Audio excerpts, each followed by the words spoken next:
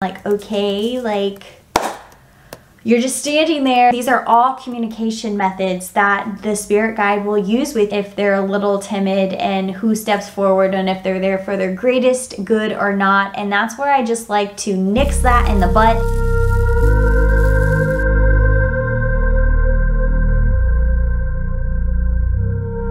Hey guys, what is up? Welcome back to my channel. Hello if you are new. My name is Andrea Johnson. I'm a Reiki master, teacher, energy worker, psychic worker, and spiritual lifestyle content maker. Welcome to another episode of what I like to call Conscious Coffee Talks, where I sit down and have a beautiful conversation with you souls about a topic to expand our consciousness. So, with that being said, let's dive into today's topic. So today's topic is a little bit more on the energetic psychic side of things today. So I wanted to go over how it is that you guys can start communicating with your spirit guides, how to actually meet your spirit guides, what they are. So I'm going to go over 7 steps in which I took to actually meet and introduce myself, to initiate the communication between me and my spirit guides. So what is a spirit guide? A spirit guide is just an energetic light being. They are very similar in frequency to the human, so they're one of the closest actually. So if you think of the human as vibrating as a certain frequency, the spirit guide is just kind of like right above it. So what we have to do is raise our vibration, and the spirit guide has to lower their vibration, and we kind of meet in the middle here to where we can play a game of charades almost to communicate with one another. Now, the cool thing about spirit guides is that not only are they closer to the human vibration, but they have lived in a human existence at least one point in one of their lives. So this is the difference between spirit guides and angels. Angels, I don't think I've ever lived a human existence before, so the spirit guide can relate more to human things, the issues that you may be going through. So this is one of the reasons of why a lot of people work with spirit guides, is because it gives them guidance. It helps them in certain situations in their everyday life. So people will have different spirit guides for different things going on in their life, and you may have new spirit guides step in to help you through certain phases. So it's kind of like a revolving door almost. Some people have spirit guides that are with them throughout their entire life, and some people just have spirit guides in and out just during certain phases. It just truly depends upon what you're going through and your intention on who you want to work with. So before I dive into the steps, there are 3 key things that you're going to want to do before you even set the intention to work with a spirit guide. 1, you're going to want to release all expectations of working with a spirit guide before trying to meet them. Let go of anything you think is going to happen or what you think should happen, because that will end up limiting your experience in this. Number 2, trust in whatever comes through. Trust in your psychic abilities, because you can't go wrong, honestly, guys. And that leads me to step number 3. You can't do this wrong. So just trust yourself and honestly have fun. So step number 1, get into a meditative state. Now, it doesn't have to be like this Zen, like Buddha meditative state. Honestly, you just need to be calm and de-stressed and just peaceful. The whole point of this is you really want to try to slow your brain waves down and get into that theta state. The theta state, it helps you establish the communication between the conscious and the subconscious.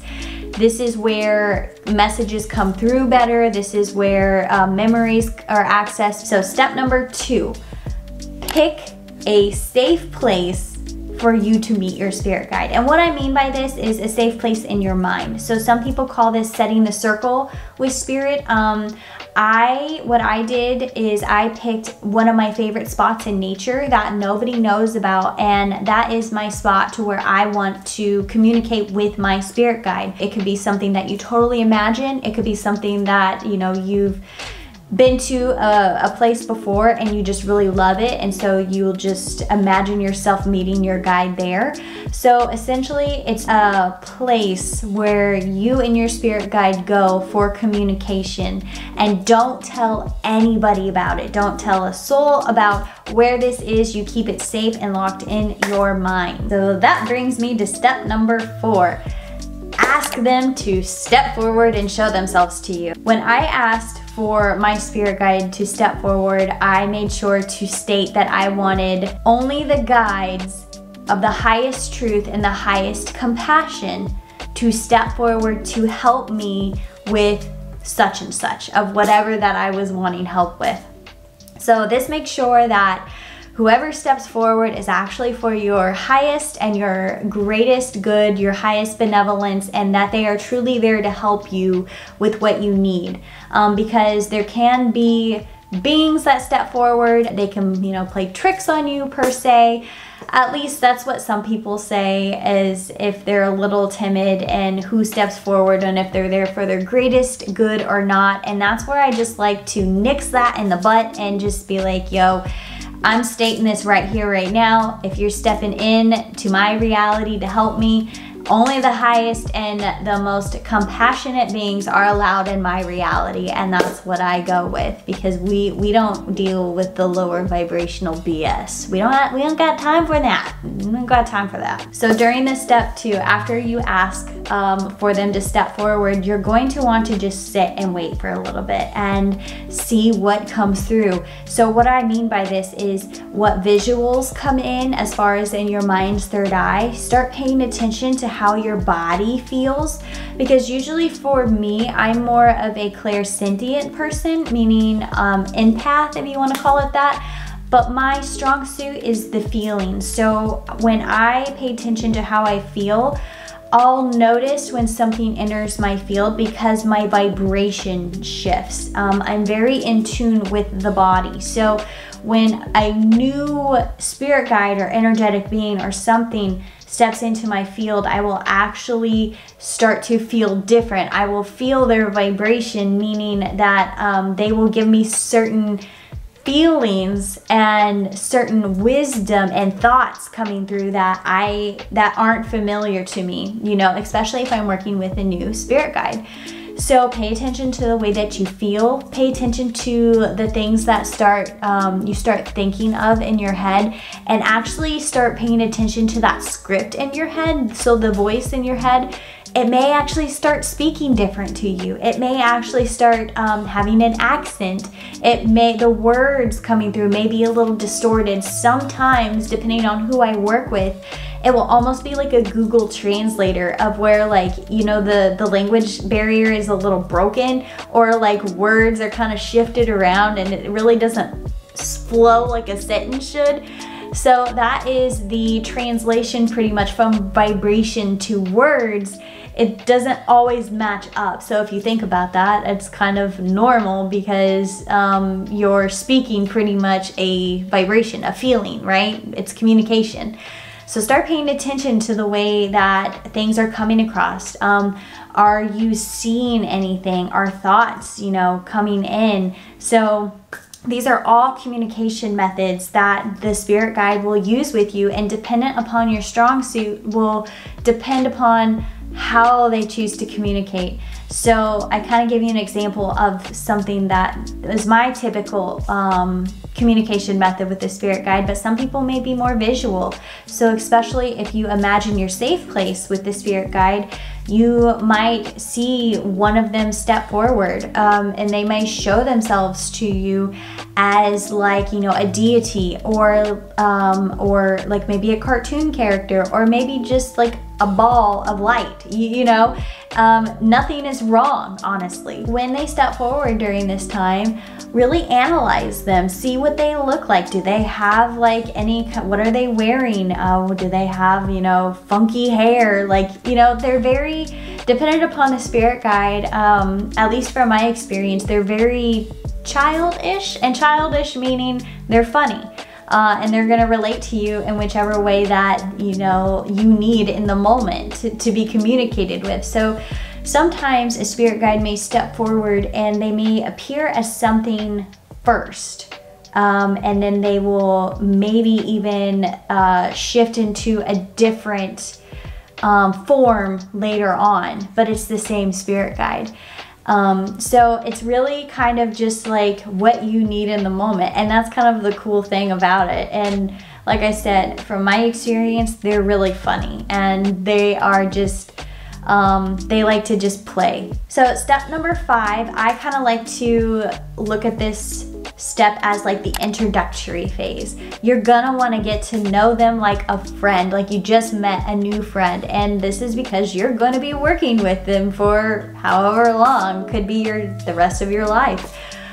So, you know, ask them their name, ask them what they do, what realm are they from. Just start to get to know them like a friend basis, really. If you're not getting, you know, a name, if you're not getting a clear form on them, or if they're just kind of like standing there, or even if nobody steps forward, none of that is wrong either. Like, I've met spirit guides before and literally like I couldn't get a word out of them. I was just kind of like, okay, like, you're just standing there, like, are you gonna talk to me or what's going on? And no answer is an answer. So it's not wrong. It just wasn't time for that next step. So maybe if it's your first time meeting a spirit guide, you just see what they look like, and that's it. That was your first time that was supposed to meet with them.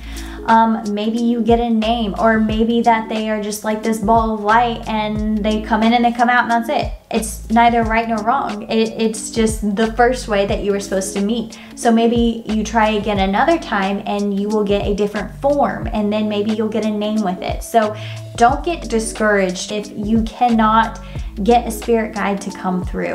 It just was not time. So if you've gotten that far in your step, now it's time for step number 6, which is state your intention. Ask your question. Be like, yo man, I called you forward because I need help with XYZ. So it could be literally anything, guys.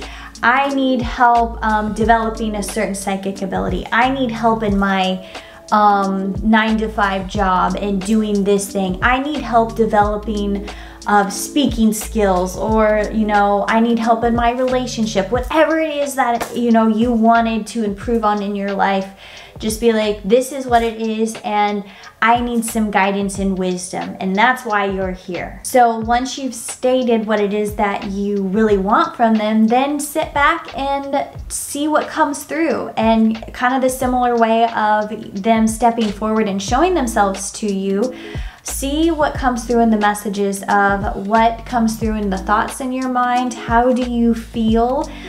Is there anything that the message is coming through and what you're thinking? Are you getting any ideas? Are they showing you anything as far as images, or they can even take you to certain places through the universe, you know, or even memories, old memories? All of these things are signs. They're communication to help you. So anything that pops up during this time and what you're seeing, thinking, feeling, it's meant for the intention of what you set to help you. So it's really handy probably to have a pen and a paper and a journal so you can write things down, and even you can ask them to come through in your writing. So if you're more of an automatic writer, I think is what it's called, just start writing and see what comes through on the messages. That's honestly one of the best ways to do it, because you're not overthinking. You kind of got the mind out of the way. So during this state too, it's very, very important to be in a state of gratitude the whole time. So you're gonna want to stay in an energetic state of, you know, being thankful for their help, having gratitude, being in the vibration of love. And when these thoughts come through, that is the reality that you'll end up taking. Now that you have met your spirit guide, you've gotten to know them, you stated your intention, and maybe even received messages and guidance forward, you're going to want to close out your session per se, or pretty much, you know, part ways. Go back to your human existence, right? So what I like to do is I like to establish communication moving forward. So meaning I like to tell them to send me signs and specific signs to basically grab my attention during life. That I know that if I see a sign that we've established, I'm like, oh, my spirit guide's trying to communicate with me. I really should, you know, tune in real quick to see what's going on. So in the which ways that I like to do this is I will actually set symbols for each guide that I work with, so I know what guide is coming through, and that tells me the intention pretty much of what they're helping me with, so then I know what to pay attention to.